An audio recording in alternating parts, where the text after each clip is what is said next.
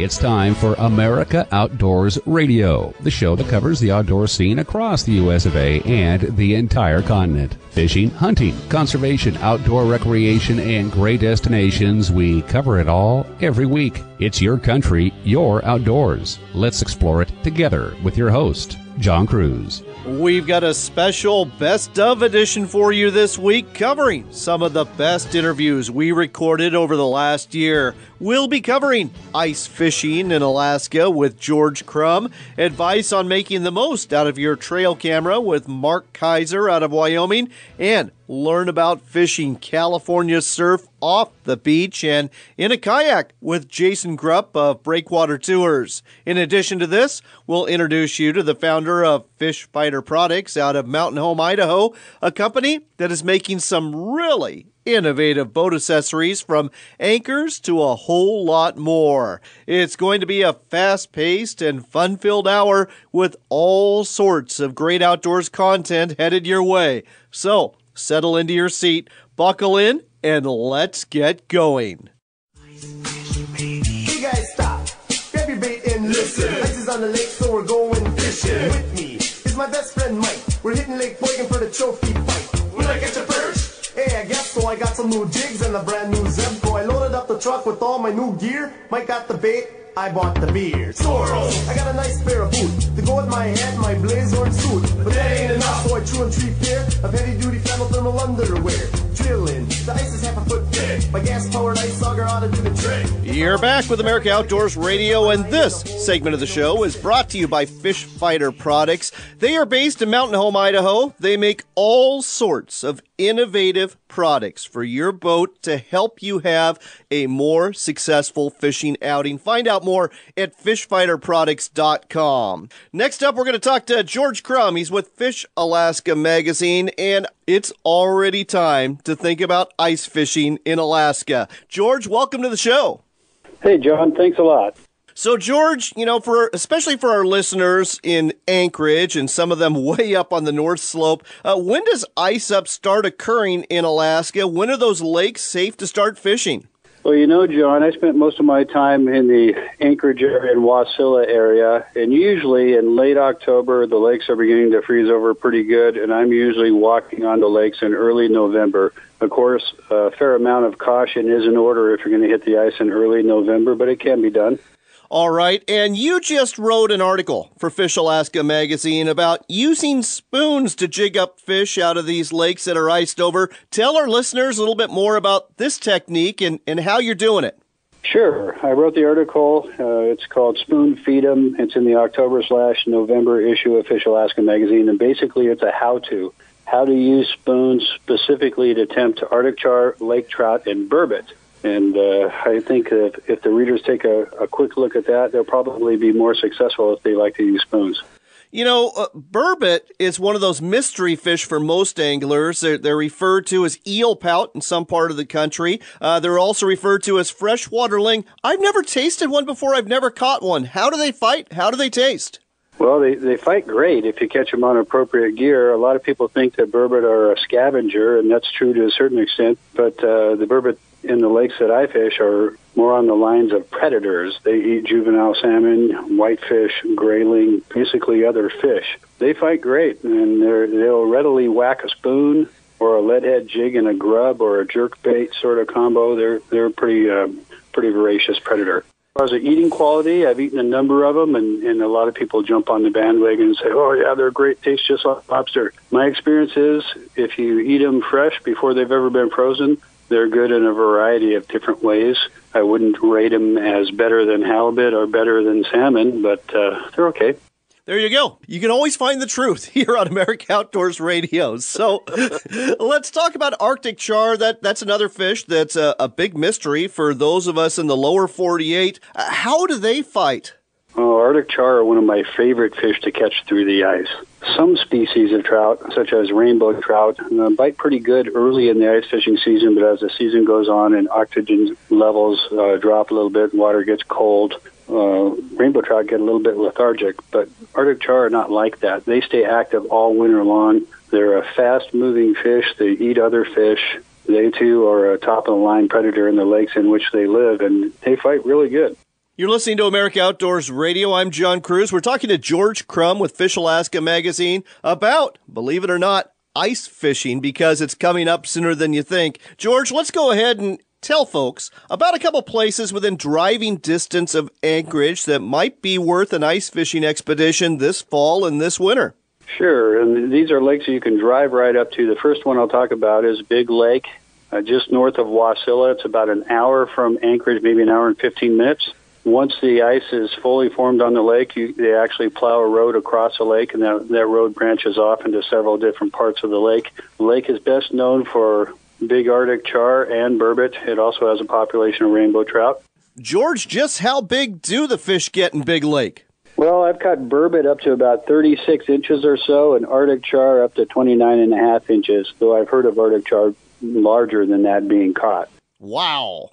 So a 29.5 incher is what, 12, 15 pounds? Probably more like 10 or 12.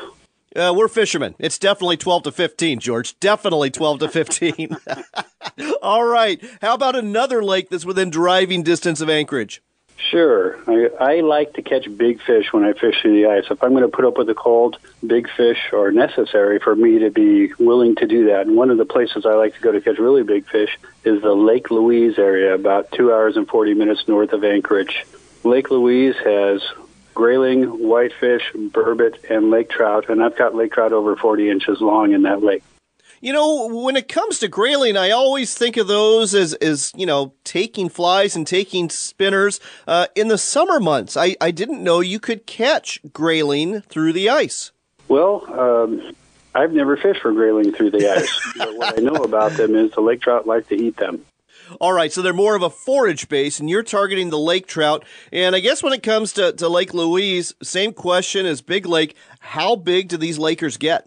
Well, like I mentioned, the biggest I've caught is about 42 inches. I don't know how big they get. I haven't landed any bigger than that yet, but that's a pretty sizable fish. That's a real sizable fish. And in Lake Louise, as I recall, there's a number of resorts there that cater to anglers and snowmobilers, too, during the winter months, isn't there? Yes, there are. You can stay at Lake Louise Lodge. John is the owner, John and Yvette. They're friends of mine. You can rent snowmobiles there sometimes. It's a great place to start. And in the Lake Louise area, there are actually several different lakes that you can reach by snowmobile to fish for lake trout and burbot. Another lodge is the Point Lodge, Wolverine Lodge. I'm not sure if those are both still operating, but they were not too long ago. All right, last but not least, I'm sure that Fish Alaska Magazine covers not just your article when it comes to ice fishing, but probably covers this topic on a fairly regular basis. Where can folks find out about how to get a subscription, and where can they find it on newsstands? All they need to do is go to fishalaskamagazine.com, and they can subscribe to the website.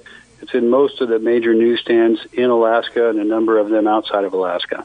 And one more question I'm going to throw at you here, George. When it comes to ice fishing in Alaska, you know, if you go to the Midwest, if you go to Minnesota, you've got veritable villages out there with wooden shanties. Is it the same way in Alaska, or is it done a little bit differently? Are people a little bit more, well, should I say nomadic? I would say that people are more nomadic. There are certain places where you'll see some semi-permanent ice houses put up. On Big Lake, there seems to be a few every year, and they're typically right outside somebody's cabin door. In Larsen Bay up in Lake Louise, there seems to be a growing group of people who are putting shacks out there in the wintertime. But for the most part, many of the places I'm fishing, there's nobody anywhere near me. And I tend to try to stay mobile because the more holes I can drill in a day, the more water I fish, generally the more fish I catch. Folks, as you can hear, ice fishing does not have to be a miserable experience. It can be a really fun experience and a very productive experience, too. If you want to find out how to catch some of those fish through the ice on spoons, check out the October edition of Fish Alaska Magazine. And once you do that, you'll probably get hooked and want to subscribe as well. The website, again, is fishalaskamagazine.com. That's fishalaskamagazine.com. George, thanks for sharing this with us today on America Outdoors Radio. Anytime, John. Thank you. The ice is half a foot thick. My gas-powered ice auger ought to do the trick. If I want to eat crab, I gotta catch dinner. Drop my line in the hole with the minnow and the spinner. This land, once wild and free, fades now from our memory. But I remember what it was like, what we were like. what we are capable of when we band together. Perhaps more than any other landscape, wetlands embody the life-giving abundance that nature has to offer. And perhaps more than any other organization, Ducks Unlimited is working to ensure that our continent's wetlands not only survive, but thrive for generations well beyond this one. These natural wonders are where waterfowl begin their cycle of life, where the deer and the antelope play, and where we, the people, gather together to see and share what makes the outdoors so great. The time is now to band together with organizations like Ducks Unlimited. The time is now to rescue our wetlands. It doesn't matter what sort of adventure you're after, whether it's big game deep in the backcountry, a day of fishing out on the water, or an overnight in the great outdoors. At Sportsman's Warehouse, we've got the gear in here for what you need out there. Gear up for your next adventure at one of the Sportsman's Warehouse stores or shop online. Sportsman's Warehouse, America's premier outfitter. Two huge events for hunters and anglers are coming to the Northwest. The first is the Washington Sportsman Show, January 24th to the 28th at the Fairgrounds in Puyallup. As big as this show is, the Pacific Northwest Sportsman Show at Portland's Expo Center is even bigger, with even more outfitters, retailers, boat dealers, and free seminars galore. You won't want to miss these shows, January 24th to the 28th in Puyallup and February 7th to the 11th in Portland.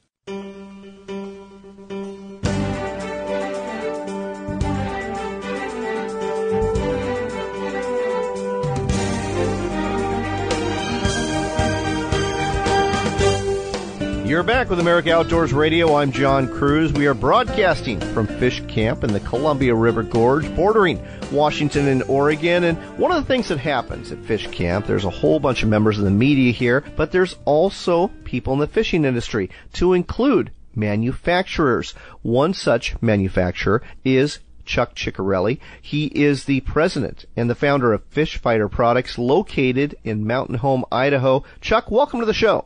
John, thanks for having me.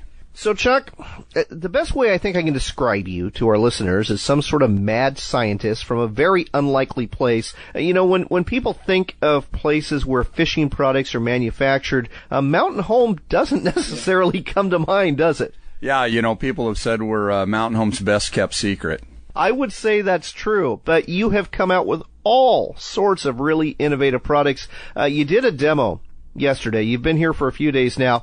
The guides that are here at Fish Camp, they are going gaga over what you have. And I wanted to talk about just two of the many things that you demoed here at camp. And those are some of the anchors that you manufacture. And we'll start off with anchors that are going to be very useful for heavy waters in the Columbia River, in the Snake River, or even in the Salmon River of Idaho, or anywhere else where you're fighting lots and lots of current. And that's your breakaway anchors. Tell our listeners more about them. Yeah, you know, John, you use the word innovative, and to us, our products just are common sense. And they were all born out of, you know, maybe frustration with the current products that were out there. You know, when we're anchor fishing for spring Chinook or fall Chinook on the Columbia River, and you have a hog line, a row of boats, and you come in there and you're going to anchor and drift down in between these boats, it can be quite embarrassing if your anchor doesn't hold. But not only that, we're trying to build the best products to help you be the best fisherman you can. And I felt several times that I had placed my anchor and it slid a little bit, and I was just a little bit out of that fish zone. I wasn't right where I wanted to be.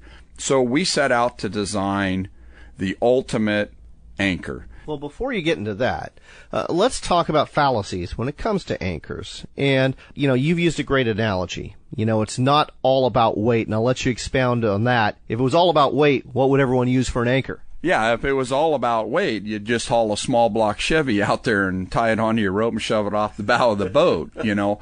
But, you know, not only do you got to put this anchor out, you got to retrieve this thing. Right. So it's not just about weight, because many times on a gravel bar, you just can't get enough weight to actually hold you. It's just going to slide on that sand and hard-packed gravel.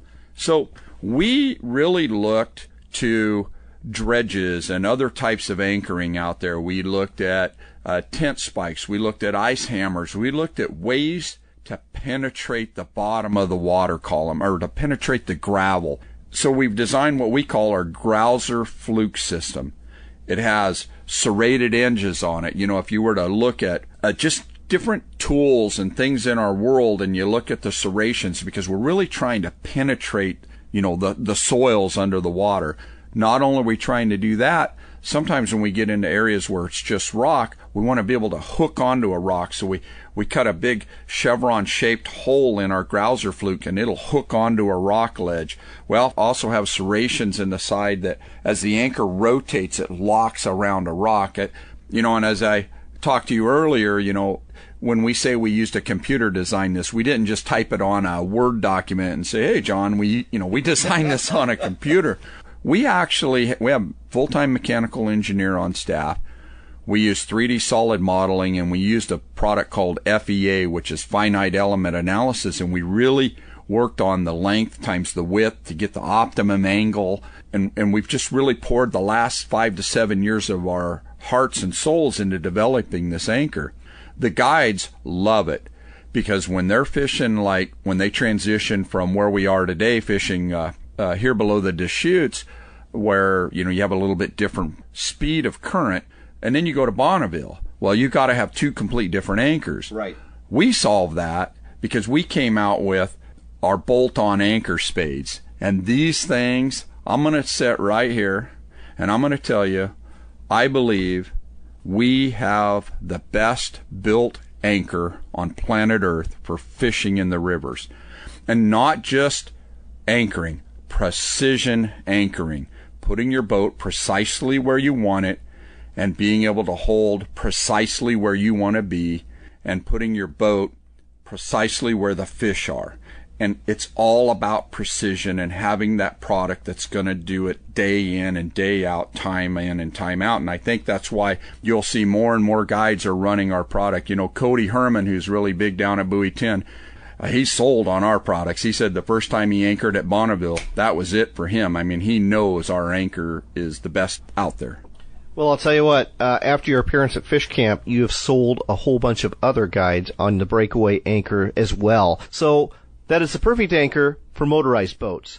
But let's talk about other boats and other anchors, because you live in southern Idaho, and there's a very well-known river called the Snake River there, and there's a lot of folks that are using drift boats, especially in that section between Idaho Falls and the border with Wyoming. And if you go a little bit north into the great state of Montana, there's lots of folks that are using drift boats, whether it be on the Madison or whether it be on the Yellowstone or one of the other great rivers there. And you've developed an eco-friendly drift boat weight, haven't you? Yeah, you know, the term eco-friendly and green, I think, sometimes gets overused.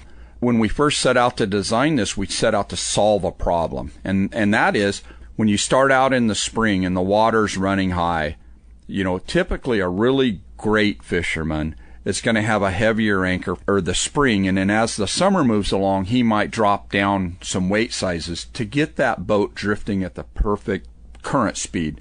So what we did is we designed what we call our variable weight system. So we offer a drift boat anchor that has stacked steel plates on it, and as the plates stack on, they go smaller and smaller and smaller into a pyramid shape. So it looks, in a sense, it looks just like a standard drift boat anchor in terms of the pyramid shape, but these stacked weights, I understand they're removable, so you can change the weight.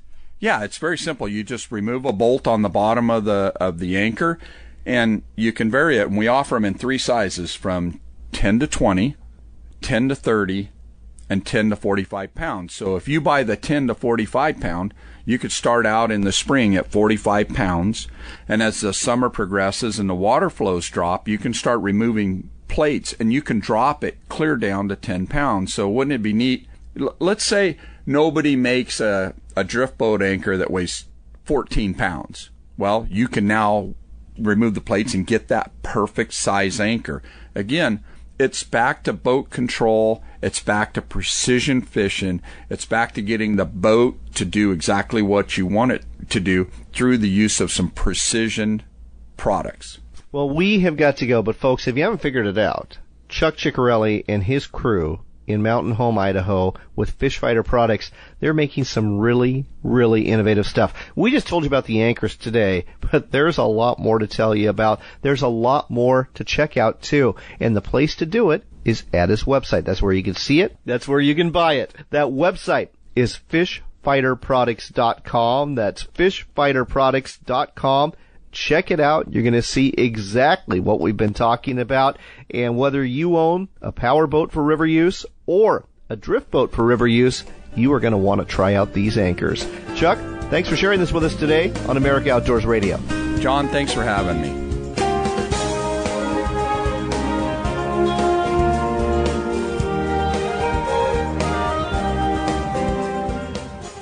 If you consider yourself a hardcore fisherman who takes pride in being the first person on the water and the last one off, Fish Fighter products were designed for you. We make products for the relentless fishermen who know that big fish are caught by those who put in the work. With our Relentless Series tackle trays, rocket launcher rod racks, and breakaway river anchors, you'll spend more time chasing the fish, not your gear. Designed and built right here in the USA, Fish Fighter products won't let you down.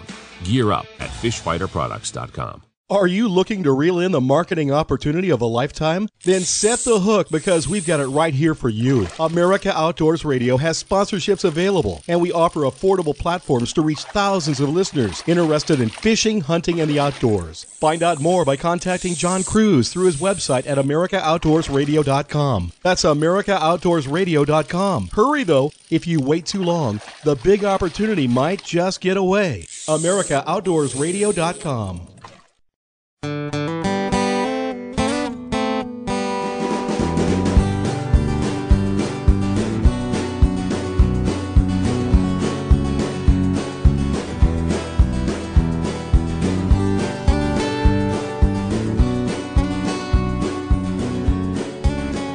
All right, let's pour ourselves another cup of joe, take a little sip there, and bring you our next segment, which is sponsored by California Sportsman Magazine. It's the monthly publication that covers fishing, hunting, and the outdoor sports throughout the great state of California. Look for a copy at a newsstand near you. Speaking of California, we are heading down Santa Barbara way. That's where Jason Grupp operates Breakwater Tours. He'll take you fishing in the surf, he'll take you fishing in a kayak, and he'll take you fishing some other places too. Jason, welcome to the show. Hey, thanks for having me. Appreciate it. So, Jason, let's talk a little bit about Breakwater Tours and exactly what you're offering down there. Santa Barbara, most people think of going to the beach, but not necessarily fishing off the beach. What are the opportunities that await there? Yeah, you know, Santa Barbara is such a beautiful place, and fairly protected beaches along that coast due to the Channel Islands and whatnot. So it's a great place to fish. And me and my clients have been roaming those beaches for close to 20 years, chasing a number of different species: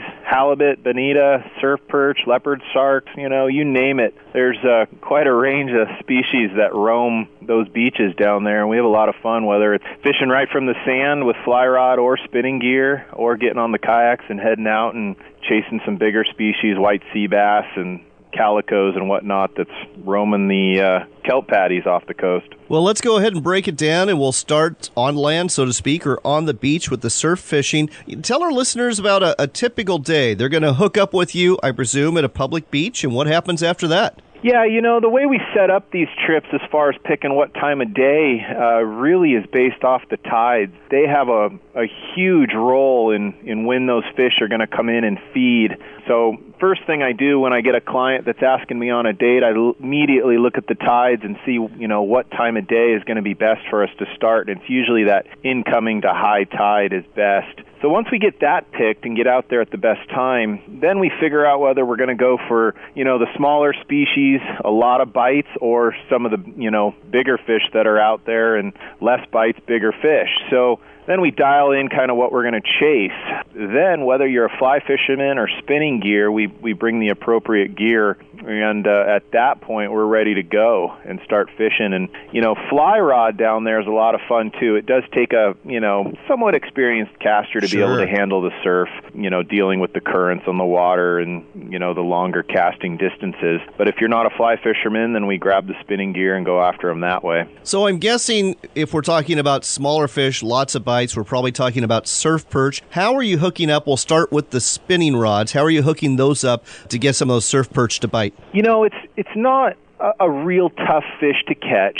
We usually use like a 1/2 ounce to 3/4 ounce weight to get it out further. And, 10, 12-pound test, short leader. And there's a variety of different, baits you can use, from small grubs to, I like the Berkeley Gulp sandworm. They are all over that bait. Reds, orange, green, any of those colors work really well, and drag it along the bottom. And, some days we can go down there and catch 50, 60 perch in a morning, no problem. And they're fun. And if you find the bigger females, especially when they're coming into spawn, you can get into, decent-sized perch up to 2 pounds. Oh, nice. And they're a lot of fun. Oh, absolutely. And in the meantime, while you're fishing for perch, you end up hooking up a lot of different species, from small halibut, bonita, corbina. Everything's down there. You never really know what's going to tug. We landed a huge leopard shark the other day fishing for perch, which was a shocker to the client. They weren't prepared to have a shark on the end of the line, but we did it. So. That sounds like a ton of fun. So I've got to ask you about the halibut, because, most anglers, when they think of fishing for halibut, they think of going really deep for these fish, but you're catching them in the surf. That's really counterintuitive to me. Yeah, they're there. When the bait fish come in and the water starts to warm up, those halibut move in very, very shallow. We stepped on one the other day. Jeez. So don't think that they're not in close, because they absolutely are. And they come in and feed. And another fun part is, a lot of people think that they're bottom feeders and you only get them right on the bottom. It's not true. They'll come all the way up and hit a bait. I had one hit a bait so hard that he flew 3 feet out of the water the other day. We were drop shotting a small plastic fluke for him, and one hit it so hard he went flying out of the water. We missed him, but it was still cool to see. But really, that type of fishing starts this time of year, when that water starts to warm up a little bit, and then through the summer season, it can be really good. I remember our best trip last summer. On fly rod, we landed 7 halibut, with our biggest being 28 inches off the beach. Wow. That is cool. So obviously, most of the halibut you're going to be catching off the beach going to be a lot smaller than what you're catching off a charter boat. I get that, but still, what an opportunity. When it comes to catch and keep, are most of your clients doing catch and keep, or are they doing catch and release? For the most part, we release. You have to catch a pretty big halibut for it to be legal, which should be 24 inches this year. But, so most of the clients plan on letting it go, and then we'll go over to a nice seafood restaurant and, eat some crab or something like that. Sounds like a great day to me. So let's get off the beach. Let's get into a kayak, and let's talk about that opportunity. Calico bass. I'm not familiar with this species. Tell our listeners about fishing for these.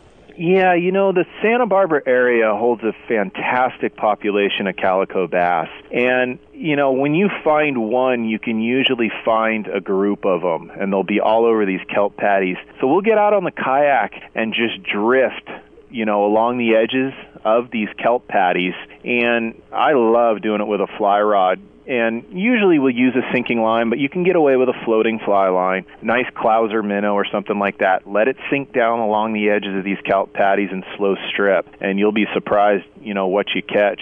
We landed a sheephead the other day while fishing for calicos, and we caught 7 or 8, 2 to 3 pound calico bass, and they're a blast, especially on the kayak. And not only do you land just calicos, but you end up running into all kinds of stuff, more halibut, white sea bass even, which, they're really the trophy fish in our waters out here, if you can find them. And it's not started yet, but I'm waiting for those white sea bass to move in here pretty soon. So I've got to ask you about a fish I saw a couple times on your gallery on your website at breakwatertours.com. You've got some image galleries there, and it looked like some sort of almost like a skate, but the head was a little bit narrower. It had that kind of triangular shape, but it wasn't quite as big. What was that your clients were catching? You're talking about a shovel-nosed shark. Yes, that must be it. Also called guitar fish.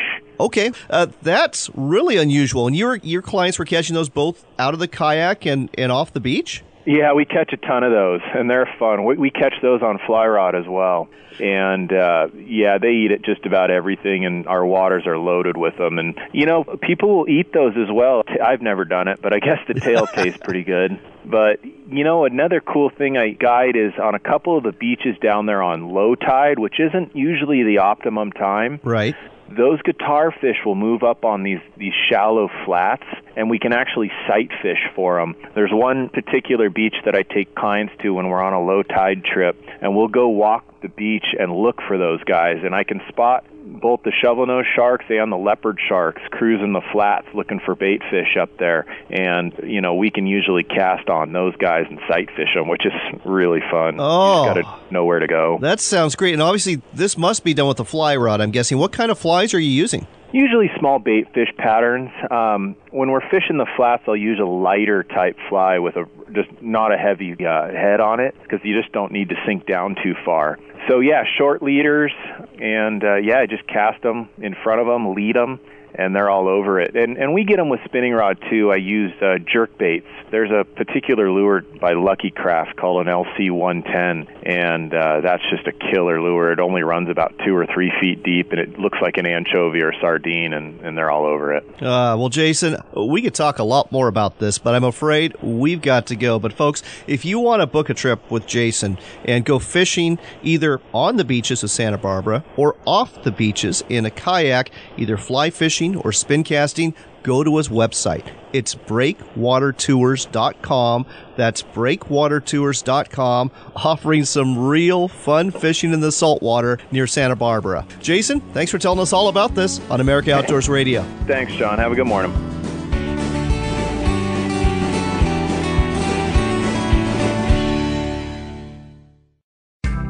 Where can you find 4 rivers, 3 great fisheries, 2 majestic mountains, and 1 fantastic adventure all year round? Sensational The Dalles. Active community, authentic food, and great beer. ExploreTheDalles.com.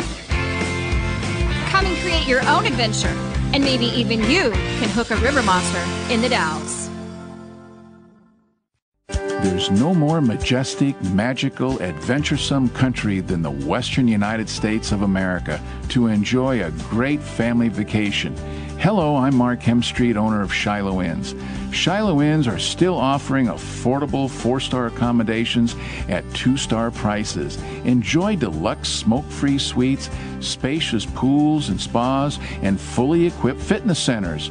From free high-speed internet in every room to a free continental breakfast or full, hot, delicious breakfast at most Shiloh Inns. There are no hidden fees like some of the big chain hotels charge. Even the kids stay free, and Shiloh Inns are dog-friendly. For reservations, call 1-800-222-2244 or visit our website at shilohinns.com. Shiloh Inns, affordable excellence. American family-owned and proud of it.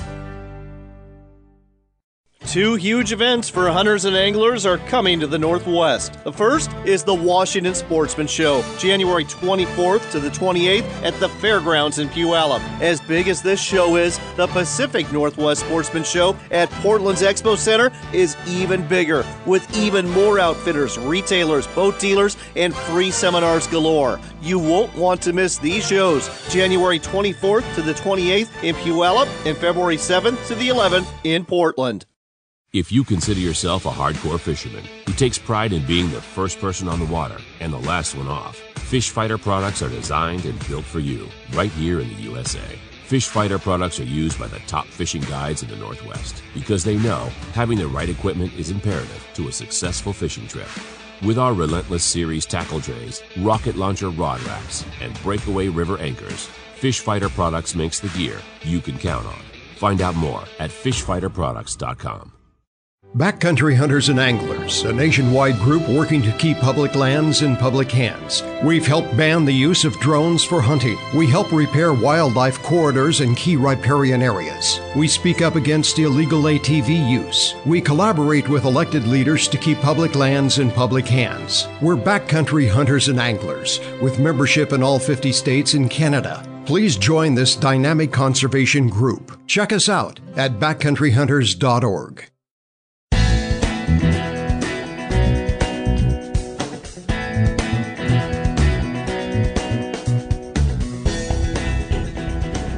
You're back with America Outdoors Radio. I'm John Cruz, and it's time to talk about trail cameras. Why? Because it's just about hunting season, and we've got a real expert here to tell you all about how to successfully use these devices to help you bag a big game animal this fall. His name is Mark Kaiser. He hails from Sheridan, Wyoming. Well-known outdoors writer, TV personality. Mark, great to have you back on the show. Hey, I'm glad, and it's preseason, so it's a perfect time to be talking about trail cameras. Well, and I know you are literally getting ready to head up into the hills and do some scouting for elk. Why is this the perfect time to set up trail cameras, and what species are people setting them up for in August? You know, nowadays people are so trail camera crazy. They use them not only in August, but they use them year-round, and they use them for every species. I've used them from everything from coyotes to black bears on the predator end of things, and then, of course, to the ungulates, elk, mule deer, whitetails, and pronghorn, and I've even used them for turkey scouting. But in August, if you're a bow hunter or one of those early-season muzzleloader hunters, it is the perfect way to get a focus on where these animals are moving. Because in the early fall or late summer, as it is right now, these animals are on a real patternable schedule. It's not like later when the rut kind of mixes things up. They go to water, they go to food, they're in bachelor groups, and they just do things like the normal American does. They go to work every day, same highway, same lunch spot, go home at night, and that's what these critters are doing right now. Well, you just answered my next question for me. I was going to ask, where do you set them up? And you kind of got into that a little bit, but I'll ask you for a little bit more detail. Obviously, you're going to set them up where they're actually working, but for somebody who's just really not sure, they're looking at a meadow, they're looking at a hillside, what are some suggestions on where to look for tracks so you know where to set up these trail cameras? Well, we've been just throwing it out there, like I said, you said, food, water, sanctuary. That's where they're going to be focusing right now. And these animals are feeding heavily, whether it's elk, pronghorn, or deer, because they know the buffet is going to close soon, and they've got a lot of months of eating off of themselves ahead. They've got to have a lot of stored fat so they can get through not only the rut, but into the winter. So food is a good thing, and if you're in an agricultural area where you can focus on alfalfa fields, soybeans for whitetail hunters are big right now, your food plots. In the mountains, you're going to want to be looking more for big, lush meadows, but these elk will drop elevation and go to hay fields as well. And antelope, they can be a little tricky, but they love a good hay field right now, especially one that's caught a late summer rain and got some regrowth after they hayed. So those are some specific spots on at least food. On water, elk right now, that is critical. Elk are big animals. They travel in herds, and the bulls will be joining these herds shortly. They're going to need a lot of water, and bulls will go to these same water sources and wallow. So I set up on water a lot for elk, and I do set up on some meadows for elk, but more of my trail camera stuff's on water. And for pronghorn, water right now, because the water hole setup is ideal. And a lot of the country, a lot of antelope country is dry right now, even though we had a wet spring and winter. The spigot's been shut off. The Northwest, you know that, over in that country's dry all the way into Montana and Wyoming where I live. It's not exactly just dripping with water. So the antelope, if you can find a good spot, consistent water source where they're hitting, watch it with a trail camera, and you'll have good success there. You're listening to America Outdoors Radio. We're talking to Mark Kaiser, well-known outdoors writer and TV personality, about trail cameras. And Mark, another question for you. I think a lot of folks just go out there with one trail camera and try to set it up in a particular spot, but you recommend having more than one trail camera. Why is that, and how do you set those cameras up? You definitely want to have more than one trail camera, not only because you're going to capture more of the pattern of what's going on for the species you're targeting, but what about all the other species? If you're like me, you're wanting to hunt everything. So I've got trail cameras set up on deer, pronghorn, and elk right now, watching. While I'm sitting here talking to you, I got eyes out there scouting. And another great thing about the technology today is the fact that you can get those images sent right to your cellular phone, your smartphone, and you can check them out on the go if the area has cellular service. And as you and I know, that cellular service is just spreading like wildfire. So a lot of areas do have that service now. One of my buddies in Kansas, he sends me images all the time where we whitetail hunt there, and they're coming right off of his smartphone. They come straight to his smartphone. If he sees a big buck, he forwards it on to me. I don't even have to go to Kansas in the summertime. I know instantaneously, hey, there's a big buck on this area, and it's a place that I know, even though I haven't scouted it on site yet. And one last thing on setting up trail cameras is you do have to be a little savvy and sneaky. Not on all animals. It seems like pronghorn kind of ignore them. Mule deer, to another sense, they'll ignore trail cameras, but elk are snoopy. Every trail camera, every one I put up, elk bump and have their nose in it. They know exactly where it's at, and whitetails are the same way. So I try to set them up a little further off trail, a little higher pointing down, and maybe if the trail is one where they're coming in, I photograph them going away instead of having them walk right into the camera. So you need to be a little bit stealthy, a little bit sneaky when you're setting up your trail cameras. This is some great advice, Mark. One last thing, any particular brands of trail cameras that you would recommend for hunters out there getting ready for this fall? I got to be honest, I use a lot of Cabela's Outfitter series of trail cameras, but I work with Cabela's, so you can really just about pick any of the top brands and be satisfied. I've worked with Cuddyback, Moultries, and Bushnell's, all three of them. In fact, one of my best one yet is an old Bushnell trophy cam that I've got a bear box for that I can leave it up. And the bears, they beat it around. The elk are always trying to nudge it, but it's just a workhorse. I've had that camera for 4, 5, 6 years. So if you go to Cabela's.com, look at the reviews, people are pretty honest about what's going on with these trail cameras. And as I said, most of those top brands, they've got the kinks worked out. Before we go, what's going on in the world of Mark Kaiser in terms of where you're appearing in print or on TV in August and September? Always go to markkaiser.com and get on my Facebook or Twitter account because I do my appearances and stuff there. But right now, if you're bored out of your mind and want to watch me on TV, go to the Pursuit Network, Deer and Deer Hunting, Saturday Night Deer Camp. It's a great place to catch up on some good deer hunting information. Deeranddeerhunting.com also streams their shows immediately.